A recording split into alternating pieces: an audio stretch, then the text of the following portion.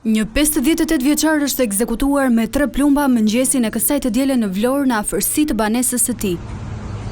Viktima është identifikuar si Renato Hoxha, i cili punonte prej 5 vitesh si roje në një objekt pranë shtëpisë së tij në lagjen Hajro Çakëri.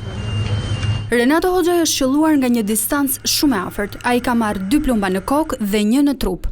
Paraprakisht mësohet se ai është goditur tek shkallët në hyrje të banesës së tij dhe ka qenë bashkëjetuesja e tij, e cila ka dëgjuar të shtënat në orën 6 të mëngjesit, ndërsa më pas e ka gjetur të vrarë dhe ka lajmëruar policinë. Hoxhai nuk ishte një emër i njohur për policinë, megjithatë pohetohet nëse mund të ketë patur probleme në të shkuarën. Dyshohet se autori apo autorët mund të kenë hyrë edhe nga një rrugë tjetër pas lagjes, e cila është pa kamera sigurie dhe në errësirë totale. Në vendngjarje kanë shkuar drejtori policisë Vlorë Lidon Çela, përfaqësues nga OPG si dhe hetues të krimit. 58 vjeçari ishte i divorcuar prej vitesh dhe ishte babai 2 fëmijëve të rritur. Nga banorët ai njihej si njeri i mirë dhe pa probleme.